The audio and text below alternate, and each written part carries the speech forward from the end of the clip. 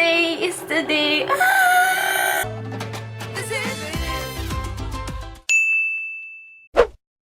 I woke up feeling nothing, so that's good. Mag-makeup na ako. Yeah, kailangan ko na bilisan para hindi ako malate. Kasi 7 AM dapat nandun na. Oh my God.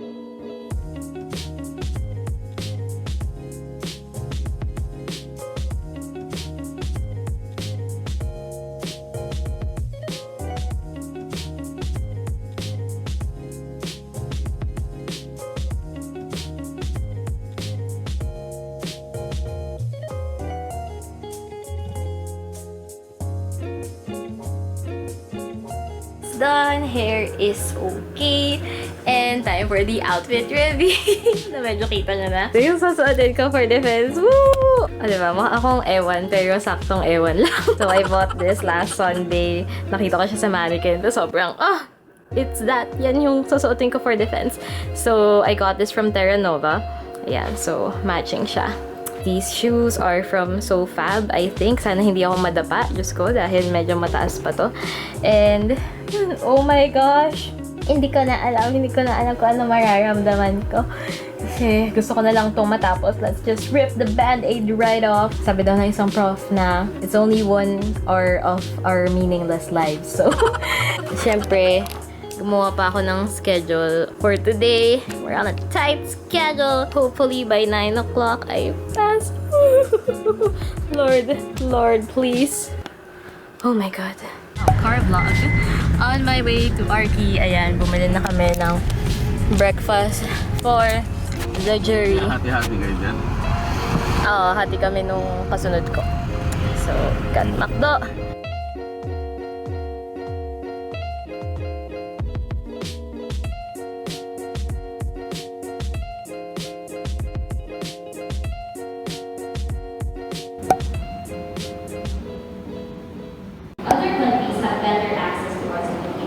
In New York City alone, they are dedicated to providing all public school students with universal access to high-quality arts education. It is also home to LaGuardia, one of the 10 specialized arts high schools in the U.S., and it can accommodate a total of 2,635 students. However, in the Philippines, we only have one secondary school dedicated to the arts, which is the Philippine High School for the Arts. Here is an overview of the spaces needed by the different users of the building. In total, the gross floor area of the building is approximately 10,800 square meters, and the user density is 1 to 14 square meters, wide enough for the different students of the arts. For the site, since the existing UPCAT campus is located in the rural area of Los Baños in South Luzon, the proposed new campus will be complete opposite of that, to also attract students of a different demographic. It will be located in a modern and up-and-coming urban development in North Luzon, which is New York City. New York City aims to create a live, work, learn, play environment where nature, lifestyle, business, education, and industry collide. For the design, the 4 C's of 21st century learning were considered, which are communication, collaboration, critical thinking, and creativity. These are the skills needed to be learned by students to prepare them for the complex life and work environment in the future. From there, 3 architectural concepts were made, which are play, flexibility, and transparency. Play is about having collaboration and informal learning spaces that break the traditional setup of the classroom. It will encourage students to work more with each other and learn more from each other. Flexibility focuses on having multi-purpose spaces so that every inch of the school can be an extension of the classroom. Having flexible seating arrangements can also help with instructional variety. Transparency is about having centralized spaces where students can gather, as well as using glass walls for classrooms to create a public conversation on the works and talents of the different arts students, and they can inspire one another. For zoning, the arts department is placed in front as it is the main focus of the project and it will be showcased better, while the academic department will be at the back so that it can have more privacy. Offices are near the parking area and assembly areas are adjacent to the service room. And at the heart of it all is the field. The major centralized spaces where students can gather are then placed in an axis going through the middle of the building. Next, zoning was extruded into 3 floors and spaces were also placed according to noise and privacy levels. The building was then shaped to a more organic form that is also in accordance to the different needs of the spaces. In the arts department, the corner is given a radial form that allows to maximize views from the corner block. It also creates non-parallel walls non-parallel walls are also used for academic classrooms. A centralized space in the middle of the arts department is given an opening to allow for staff effect. And having staggered formats on the rear end help emphasize the path leading to a rear end. Lastly, exterior treatments such as windows, louvers, and roofs were added, which leads to this building design. Here is an aerial perspective of the site and an approach perspective. The more semi-public spaces such as the theater, cafeteria, and admin offices are on the ground floor. Most classrooms are on the second and third floors, and at the top is a green roof deck that can serve as an alternative classroom. The basement is placed on the southeast portion of the site since this is where it slopes down. It houses the basic utilities of the building. From the ground floor main entrance, we are welcomed by the big and spacious lobby, which is a lot of informal seating areas and stages. These stages can serve as performance areas, assembly areas, or exhibit spaces. From the ground floor lobby, you can already see what's happening in the art classrooms upstairs. Following the central axis, another centralized area on the ground floor is the amphitheater, which can be used for outdoor events and gatherings, or as an alternative classroom. Here is a view of the amphitheater. To the right of the lobby are the admin offices, and to the left is the film studio connected to the fabrication laboratory to transfer processes into the sets. Also connected to the lab is the theater to be used for special events. Here is a perspective of the theater stage and the audience area. At the center of the building is a spacious field to be used for sports events, drills, and other activities. Here is a view of the field. It is adjacent to the passively cooled cafeteria. Some utilities can also be found at the rear end of the building, and the first set of academic classrooms can be found on the ground floor. These classrooms make use of non-parallel walls for better acoustics. A variety of seating options is also placed in all types of classrooms for ease of instructional variety, and students can better choose for their own comfort, letting them have a sense of ownership over the space. Can you explain more about that mistakes for the building?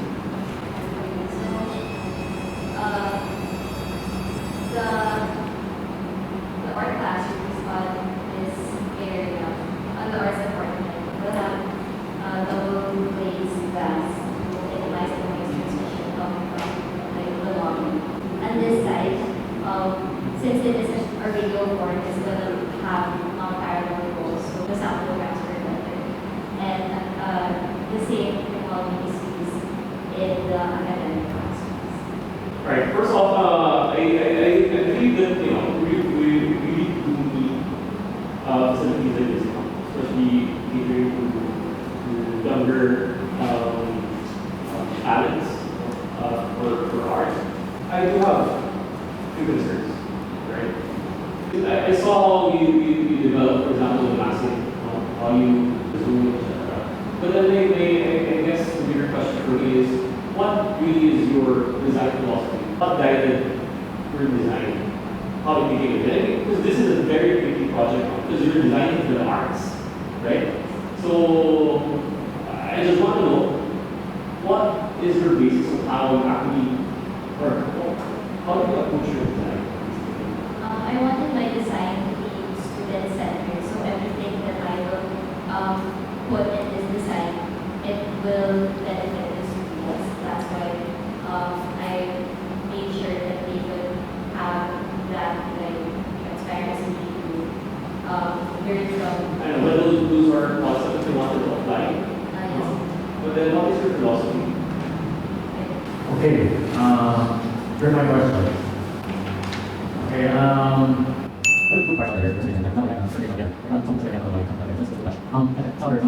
Hi, yan si Joanna. Oh my gosh, nakatapos ko lang mag-defense and question and answer, and susunod na si Joanna. Pero sobrang, ang tagal ng question and answer. Pero I'm just happy na tapos na. Yeah! You heard the comments of the jury, right? And they were a bit substantial. And I'm heartened to hear that you're very willing to approach this in a very productive way, and you're willing to make changes. Okay, appropriately to make your thesis better, correct, and improve. There were comments about your site. Why did you pick change anymore at this point. Okay, but there are art schools in the world that are located in urban areas. Okay, it's just the way you treat these particular art schools. Also, a problem is the openness of their particular site. Right, so they have to be protected from the outside. Ang feeling naman namin is there are solutions to be done. Okay, there are solutions that we can still do in the next couple of weeks. So we decided to ask you.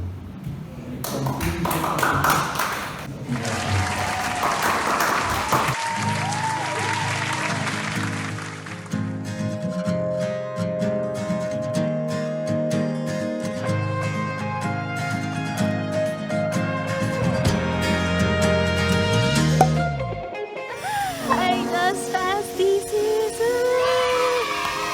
Thank you, Lord. Hindi ko na alam kung ano gagawin ko ngayon kasi may class pa ako and may something pang pinapagawa pero wala akong ma-feel. Anyways, punta pa akong class. Ayun, dito labas ng thesis.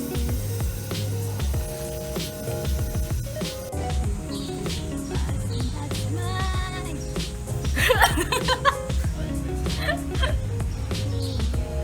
Whew! Okay, recap muna tayo ng mga nangyari right after my thesis defense. So yun, photoshoot, ayun. And then, after nun, pumunta na ako ng class ko since may class pa ako ng 10 a.m. And then, I think nag-video din ako ng onte on my way to geology. Yan, tapos na yung 2 classes ko po. And I'm walking to my last class, which is in geology. Sobrang init. Oh my God. So, every Wednesday, Friday, naglalakad ako ng 10 to 15 minute walk to geology from RT. Dito ako naglalakad. Actually, madaming shortcuts sa UP. Kailangan ako lang pa natin sila. Diba, only in UP, may mga manok pa na tinatakbuhan ako. You know what? Once nakakita pa ako ng patay na palaka dito. So, that was fun.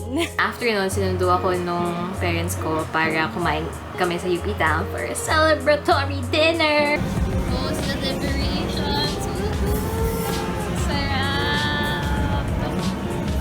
And then, after nun, bumalik pa ako ng RK because mag-represent yung friend ko, si Almina. Yes, next na si Almina. Go, Almina!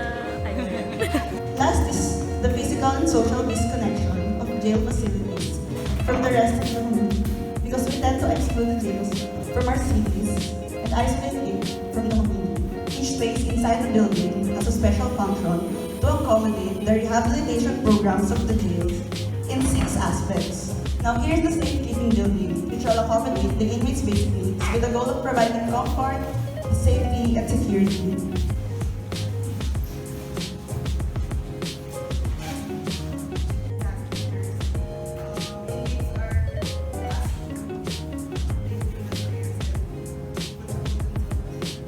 Thank you for the support.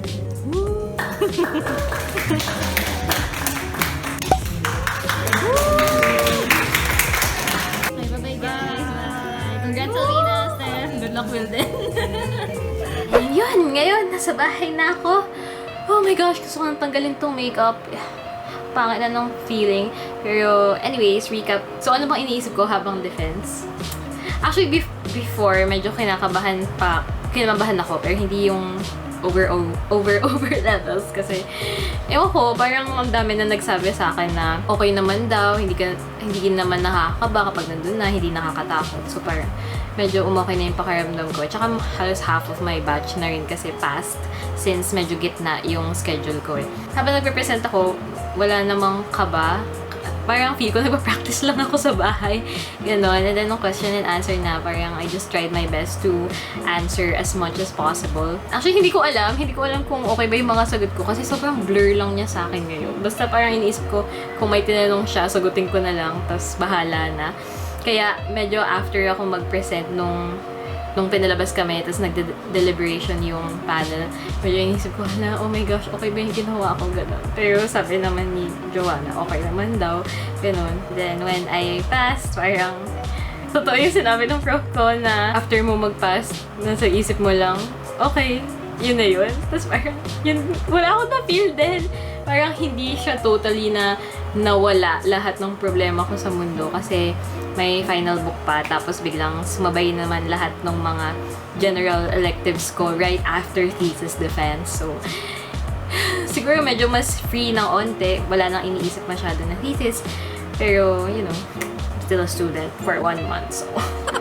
Anyway, so tomorrow I will be taking a short break and I'm going to Laguna para mag-swimming for the first time this summer. And yeah, oh my gosh! Ito na yun, guys! Tapos na yung thesis! Ang weird pa lang sabihin. Parang ngayon pa lang siya sa akin nagsisink in. Pero,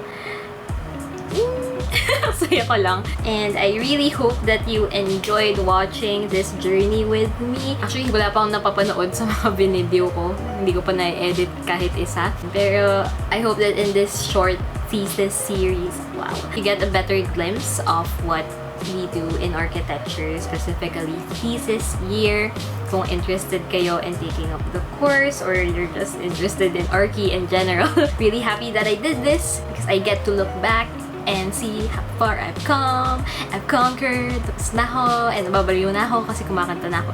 Anyways. So, if you like this series or this video, please give it a thumbs up and don't forget to hit subscribe and also don't forget to hit the notification bell so that you're updated whenever I post a new video. Comment down below if what other stuff you want to see next. Things related to architectures. And I want to do more back to school videos. Yeah. Anyways, again, thank you so much for watching and I hope to see you next time. Bye!